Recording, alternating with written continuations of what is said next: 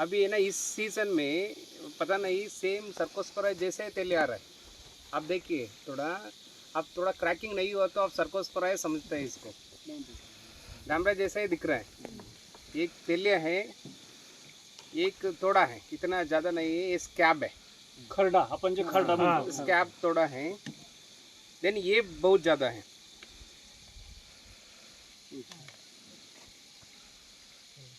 ठीक है, ये ना ये कैसे हुआ है सर, इतना का कलर क्यों नहीं लिया है मैं बता रहा हूँ। कुछ शायद आप लोग है ना माइक्रो न्यूट्रिएंट रिलेटेड कुछ ज़्यादा स्प्रे किया होगा, वो करने के बाद थोड़ा इंजरी हुआ है, उसके ऊपर थोड़ा टॉक्सिसिटी बन गए हैं। उसके बाद ज़्यादा देर उसके ऊपर नमी पड़ के वो पलकुजुआ जैसे बीमारी आ गए, बुर्शी।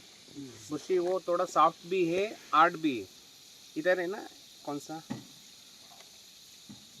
हाँ ये दिख रहा है ना, ये रियल पलकुजुआ है। उसके आसपास डाट डाट डाट डाट दिख रहा है ना, वो इसमें नहीं आता है। ये इंजरी हुआ है ना इसके साथ, तो वो थोड़ा बाहर से कुछ पैथोजन आके काला काला किया है। ये रियल पलकुजुआ यही है। इधर डाट डाट दिख रहा है ना, वो पलकुजुआ नहीं है। आप सुना होगा आस्परजिलस सुना है, पेनिसिलियम सुना है ना, ऐसे उसका इन्फेक्शन है। मधली जी काळी पट्टी आहे तीच ऍक्च्युअल कूज आहे, त्याच्या आसपासचं जे डॉट्स आहेत ना ते कूज नाहीये, ते जमा होऊन बाकीचे तयार झालेले आहे। एक तेलिया है, एक स्कैब है, एक पलकुजुआ है, और एक उतना एक टॉक्सिसिटी भी हुआ है इधर। देन इसको क्या बताते हैं, सेम ये कैलक्स रॉट कैलक्स रॉट, हे हाँ, पाकळी सेम कोजवा है, पलकुजुआ सेम है। अभी बताइए आप इधर इसका किसका बगीचा है? हाँ, तेलिया है। तेले के लिए आप स्टार्टिंग से क्या क्या किया है? तेले के लिए स्प्रे असं स्पेशल काय स्प्रे घेतलं नाहीत आम्ही, जसं बॅक्ट्रोमायसिन टिपूच्या पुढे जसं दिलं तसं ते ह्यांनी असं क्या स्टेप्टो लिया है? हां देन और आपले बॅक्ट्रोमायसिन, कॉपरॉक्सिक्लोराइड, स्ट्रिप्टोसाइक्लिन, हाँ हाँ ओके, कसागोमाइसिन। ठीक, कब लिया है? आता 2 ये 3 दिखने के बाद लिया, उसके पहले लिया था? नहीं पहले लिया था, अभी ये 15 दिन में नहीं लिया हाथ ओके ओके, ये दिखने के पहले नहीं लिया था?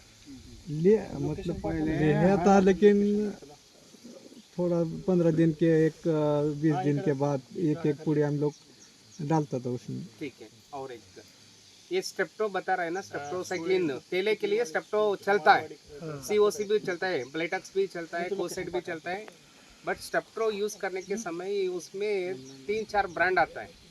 एक प्लांटामाइसिन का ब्रांड आता है, प्लांटामाइसिन में भी स्टेप्टोसाइक्लिन रहता है, बट उसका शेकर वो परसेंटेज रहता है ना, स्टेप्टोमाइसिन का 9% रहता है, टेट्रासाइक्लिन का 1% रहता है। उस समय प्लांटामाइसिन आप यूज़ किया, वो 0.5 ग्राम हम लोग रेकमेंड करते हैं वो स्प्रे करने के लिए।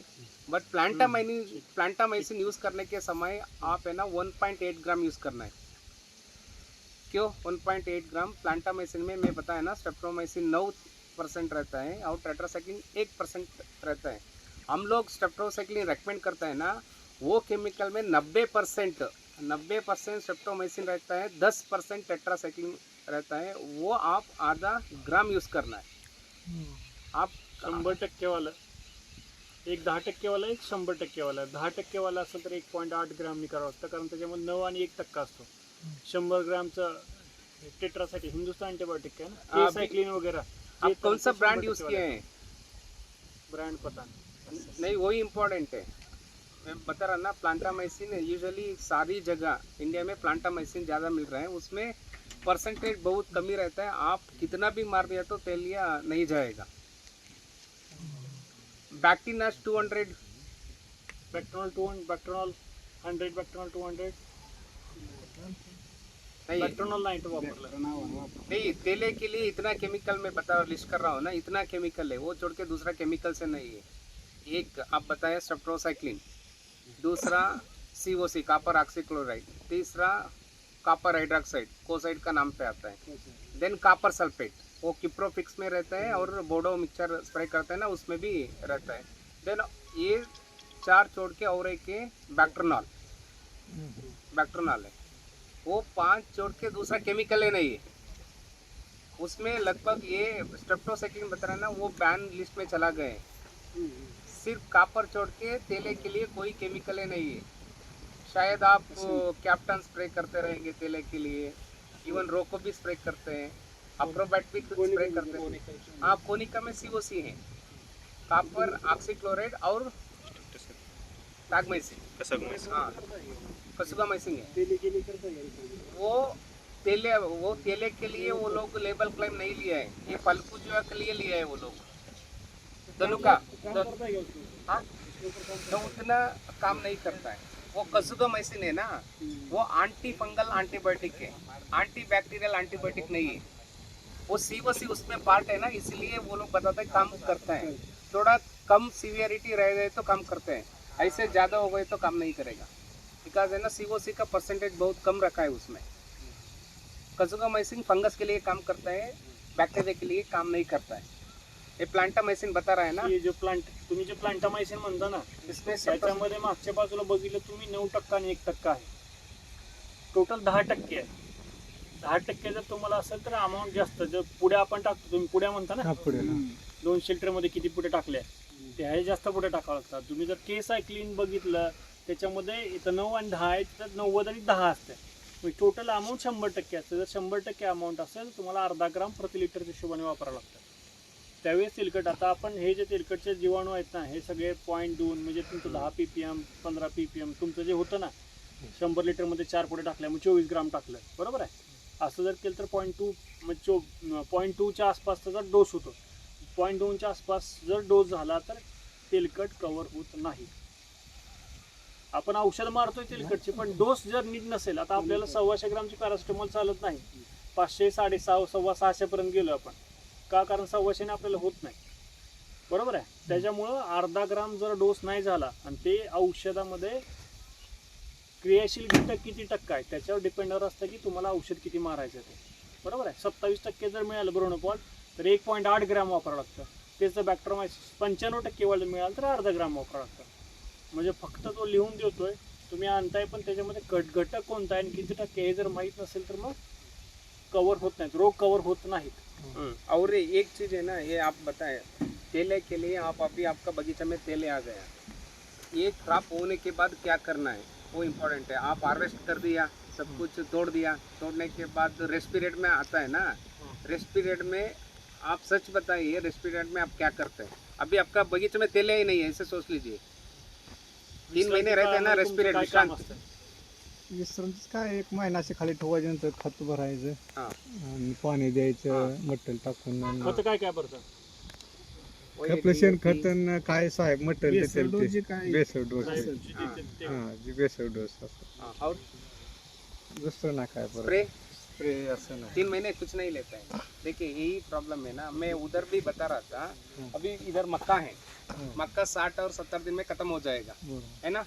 उसमें में बीमारी हो तो वो भी खत्म हो जाएगा, है ना।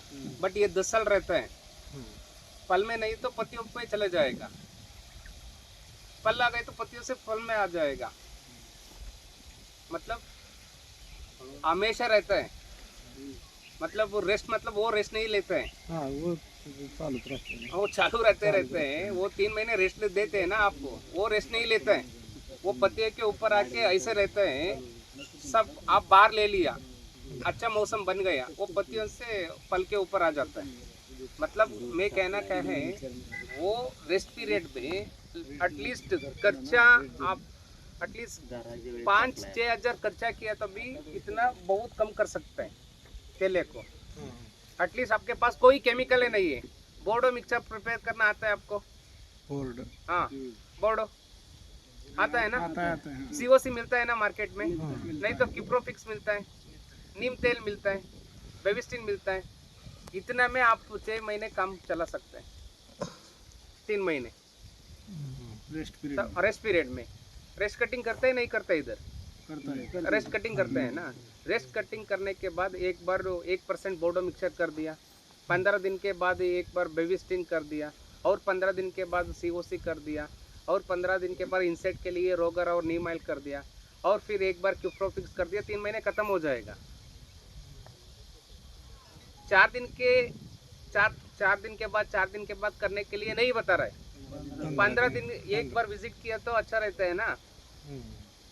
15 दिन के बाद एक बार थोड़ा कम हो जाता है, अभी पत्तियों में रहता है। ये भी बताए ना, पलकुजवा, ये पलकुजवा, ये सब कुछ पत्तियों के ऊपर हमेशा रहता है।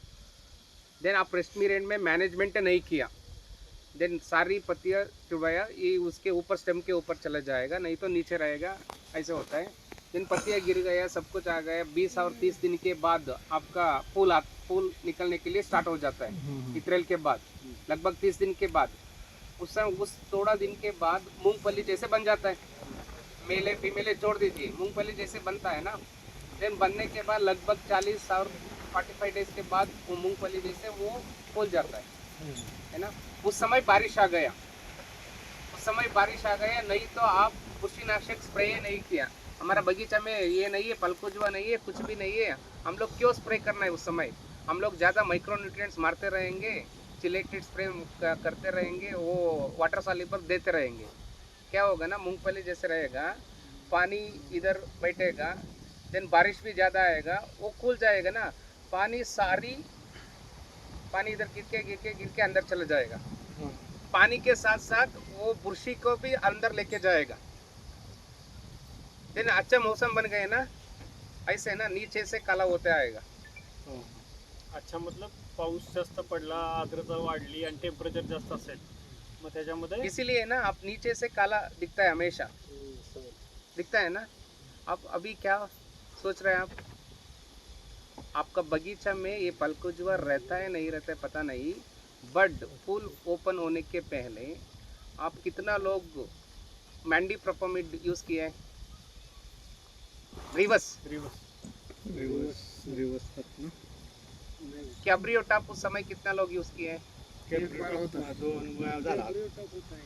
उस टाइम पे उस समय पे, फुल ओपन उसके बाद नहीं है, उस समय ये सारी है ना, ये काज करते हैं ना, सारी उस समय अंदर चला जाता है। एक बार अंदर ज़्यादा चला गया ना, बारिश मौसम आ गया, ह्यूमिडिटी ज़्यादा हो गया, हम इस समय में आपको कंटिन्यूस वाटर सॉल्युबल कुछ रिलेटेड माइक्रोन्यूट्रिएंट ज़्यादा स्प्रे करते रहे ना, उस समय पक्का ये बीमारी आ जाएगा। अंदर रहता है, उसको पानी जैसे मिलता है सारी चीज़, हाँ नहीं, इसलिए हम लोग इधर बता रहे हैं सर। इसीलिए ना फूल निकलते हैं ना, उस समय आप मैंडी प्रोपोमिड का कंपलसरी 10 दिन इंटरवल में 2 बार स्प्रे ले लीजिए। देन आपके शेड्यूल में एंट्री कर दीजिए रेवस को। आप वो स्प्रे करते हैं ना, रोको, क्रिमिनल, देन अवतार, अमिस्ट्राटॉप, रेवस, ये नेटिवो, लूना, अमिस्ट्राटॉप, वो स्प्रे करते हैं ना कोनिका। उसके साथ साथ उस समय रेवस को आप ऐड करिए, बिकॉज हम लोग टेस्ट करके देखा है। देन सर रेवस आप बता रहे हैं अच्छा केमिकल, अभी पलकुजवा आ रहा है, हम लोग अभी स्प्रे करेंगे, अभी इस स्टेज में आप कितना भी स्प्रे किया तो वो काम नहीं करता है। एक बार फ्रूट सेटिंग होने के बाद रिवर्स काम नहीं करता है। हाँ, ऐसे बनने के बाद काम नहीं करता है।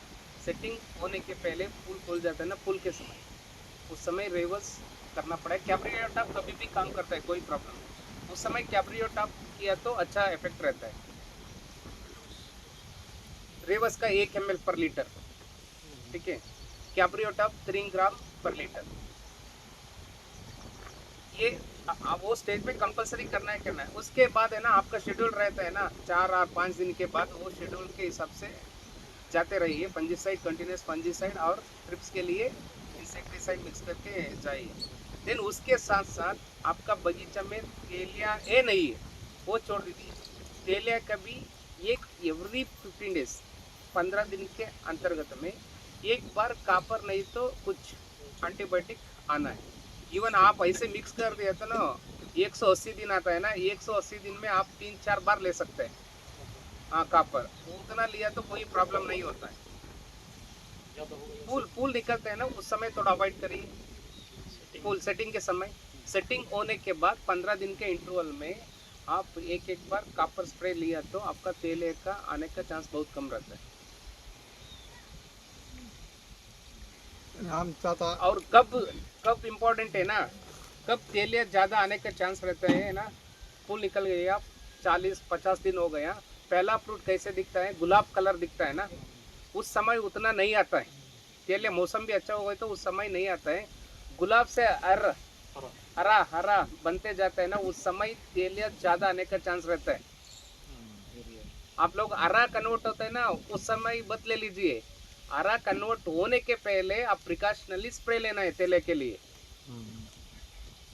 समझ गए। आप बायोलॉजिकल भी ले सकते हैं, कॉपर भी ले सकते हैं, एंटीबायोटिक भी ले सकते हैं हरा होने के पहले। उसके बाद एक बार हरा बन गया, लास्ट हार्वेस्ट तक आते रहेगा तेलिया, है ना। थोड़ा कलर डेवलपमेंट होने के बाद थोड़ा कम हो जाएगा, ऐसे कलर बनने के बाद ना थोड़ा कम हो जाएगा तेलिया, इसलिए आपका कम दिख रहा है। यही हरा स्टेज में आ गए तो ना पूरा बगीचा चला जाता था। ऐसा तो है, हरा स्टेज में हमारे यहाँ भी है। वो क्रिटिकल है उसका, इसीलिए ना आप हरा स्टेज में 15 दिन के इंटरवल में थोड़ा कॉपर नहीं तो एंटीबायोटिक का मिक्स कर सकते रहिए। क्यूप्रोफिक्स है, क्यूप्रोफिक्स में मैंकोजेब है, कॉपर सल्फेट है। देन कोनिका, कुछ नहीं है तो कोनिका कर सकते हैं। देन ब्लाइटैक्स, कोनिका का स्प्रे ही हुआ है। सिंगल कोनिका लिखा है तो चल रहा है। कोनिका में दो है ना, कज़ुगोमाइसिन है, देन कॉपर ऑक्सीक्लोराइड है। उसके साथ भी इंसेक्टिसाइड मिला सकता है, इवन कुछ फंगिसाइड भी मिला सकता है कोनिका के साथ। ये पलकुजुआ बारिश का, और एक है ना, अब बारिश कंटिन्यूस आते रहते हैं ना ये पलकुजुआ के लिए, और थोड़ा दूसरा पैथोजन भी उसके साथ आ जाएगा। उस समय आपका इधर ग्रेप कल्टीवेशन नहीं है ना, हाँ, कर्जेट सुना है, सुना है। अक्रोबैट सुना है, रोको सुना है ना। उस समय बारिश के समय आपका शेड्यूल में दूसरा केमिकल्स हो गए तो वो केमिकल हटा के ये ऐड करना है। वो बारिश के समय ये केमिकल अच्छा काम करता है, रिडोमिल, कर्जेट, अक्रोबैट, ये बहुत अच्छा काम करता है। देन बारिश रुकने के बाद एज यूजुअल आपको ऐड करें अमिस्टाटॉप, नेटिवो, इन्फिनिटो, लूना, हमारा हाथ स्प्रे हो गया। ठीक है। तो ऐसे करना पड़ेगा। बट फूल निकलने के समय ना रेवस का कंपलसरी स्प्रे रखिए, देन कैब्रियोटॉप को भी स्प्रे रखिए। वो कैसे चला जाता है मैं बताएं, ऐसे चला जाता है। सेटिंग होने के बाद कैब्रियोटॉप हाँ चलता है, बट कैब्रियोटॉप का इंटरवल ज़्यादा कम नहीं रखना है, ज़्यादा रखना है। 15 दिन 20 दिन ऐसे रखना है इंटरवल कैब्रियोटॉप का। उसका रेसिडुअल इफेक्ट रहता है ना, बहुत ज़्यादा दिन रहता है कैब्रियोटॉप का। तेल में होने के बाद तो चलता है क्या? कौन सा? सेटिंग होने के बाद कैब्रियोटॉप, सेटिंग होने के बाद लेना है नहीं लेना है? हाँ, ले सकते हैं, कैब्रियोटॉप का कोई प्रॉब्लम है। रेवस फूल निकलते हैं ना उस समय अच्छा काम करता है, मैं बता रहा हूँ। कैब्रियोटॉप कभी भी स्प्रे करिए। एक्सपोर्ट करते हैं ना यूरोपियन कंट्रीज के लिए, ऐसा नहीं करना है,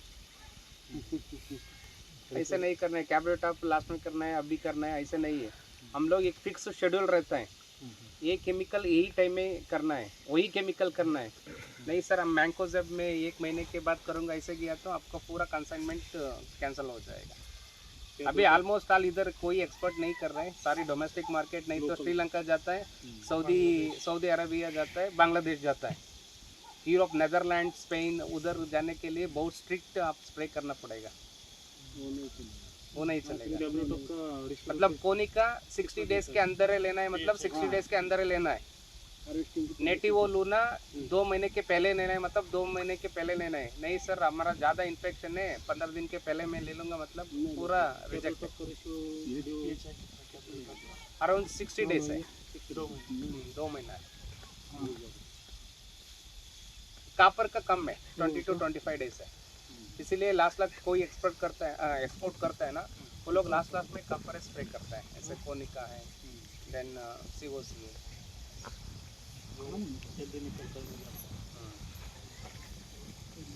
आता की आपण प्लॉट आणला इथपर्यंत, त्यात काय असं म्हणजे काय अडचण आली का? पाचट आपण टाकले का पाणी जास्त होते आमच्या पाणी जास्त होत आहे. आता तुम्ही बघितलं वापसा कंडिशन पेक्षा जास्त पाणी आहे. जास्त पाणी? पाचट पोचलेलं नाहीये. हां हां तुम्ही पाचट कधी टाकलं होतं?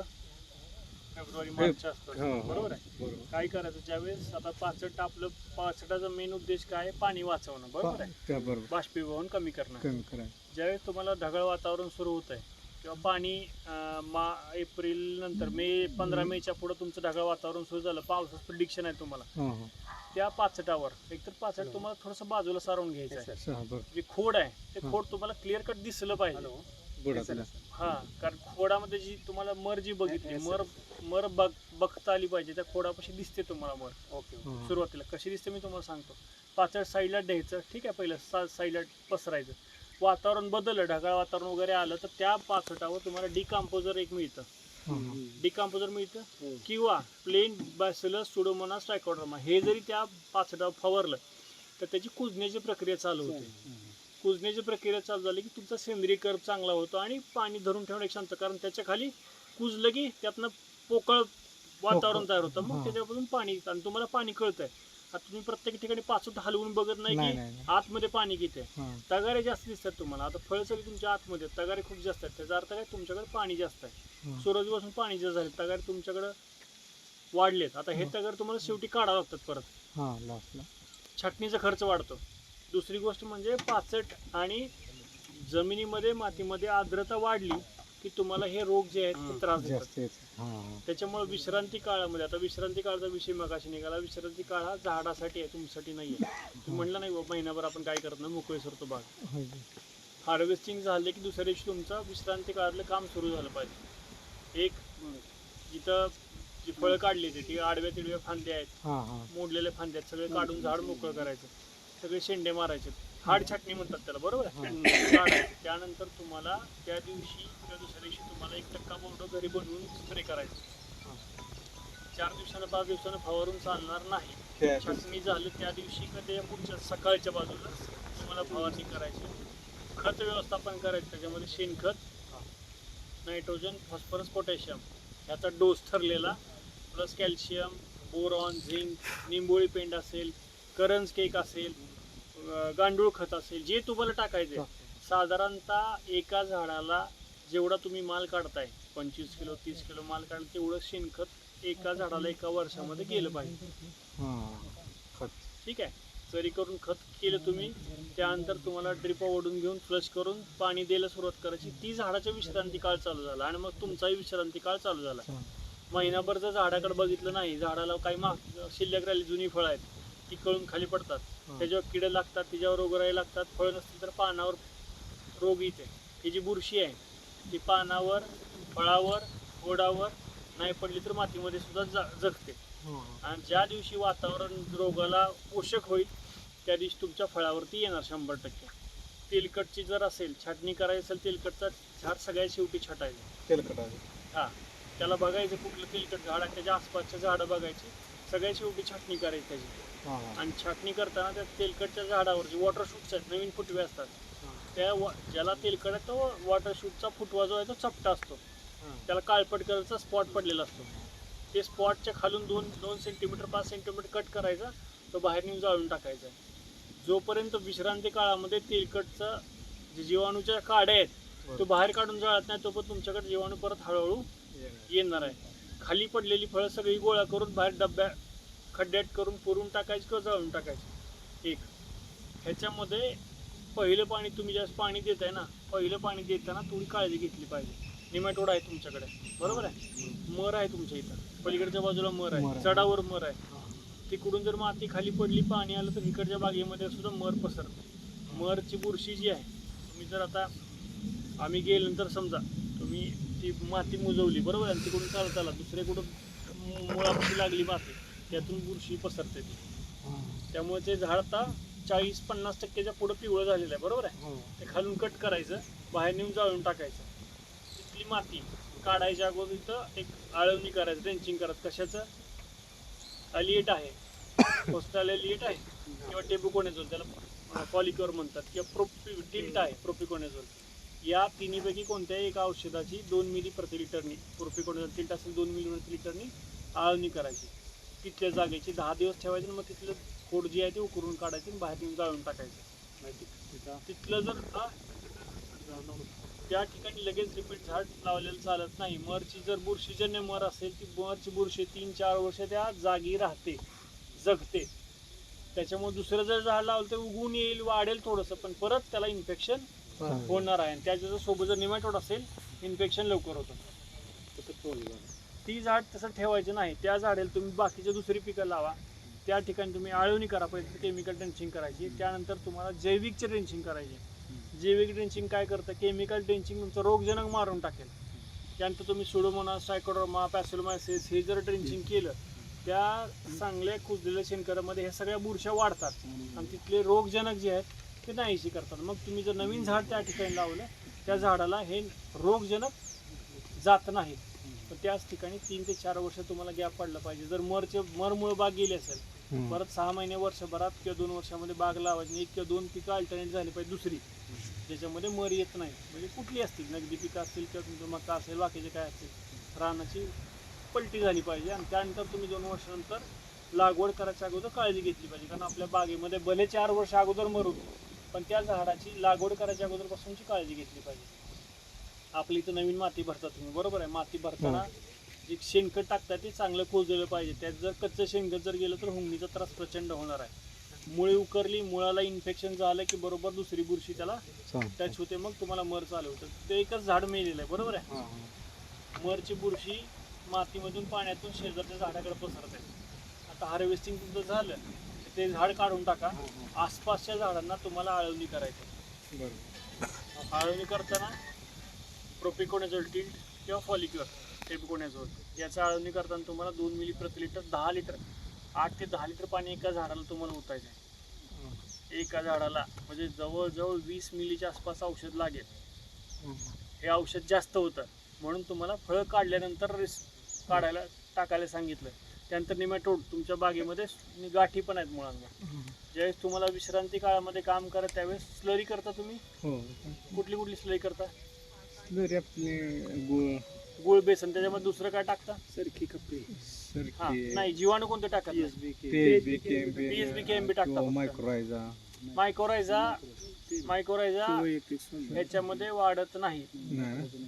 मायक्रोरायझा स्लरीमध्ये वाढत नाही. मायक्रोरायझा फक्त जिवंत झाडाच्या मुळामध्ये वाढत. हा, त्याच्यामध्ये तुम्हाला ह्या स्लरीमध्ये चांगलं कोजलेलं 3 ते 5 किलो शेणखत, बेसन, गुळ आणि त्याच्यासोबत कोणतंही कल्चर टाका. त्याच्यामध्ये कोणतंही कल्चर टाका. ट्रायकोडर्मा टाका, पॅसिलोमायसिस टाका, वर्टिसिलियम टाका, सुडोमोनास टाका, बॅसिलस टाका, पेनिसिलियम, पिनोफिलम टाका. असे 7-8 प्रकारच्या बुरशी आणि जीवाणू मिळतात, बरोबर आहे. त्यातलं एक जीवाणूचा पाव किलो ते अर्धा किलोचं कल्चर टाकायचं. त्याच्यामध्ये 4 ते 5 दिवस त्या ड्रममध्ये ठेवायचं, हलवायचं आणि मग फिल्टर करून ओतायचं. अशी स्लरी तुम्हाला दर 10 दिवसाला कमीत कमी गेली पाहिजे. दर 10 दिवसाला गेली पाहिजे. मग तुमच्या बागेतली जमिनीतनं जे खतं टाकताय ती कुजायची प्रक्रिया फास्ट होईल, सेंद्रिय कर्ब वाढेल आणि जमिनीमध्ये तुम्ही जे बेसल खतं टाकताय ती झाड अपटेक करायचं प्रमाण वाढेल. आपल्याकडे जैविकचं दुर्लक्ष प्रचंड असतं. आपण औषधं टाकायला कमी करत नाही, पण जैविक आपण कमी टाकतो. स्लरी टाकणं त्याच्याबरोबर शेणखत असणं हे खूप गरजेचं आहे. नुसते तुम्ही जीवाणू सोडले, जर शेणखत नसेल तर काही उपयोग होत नाही. जीवाणूंचं मेन खाद्य आहे शेणखत.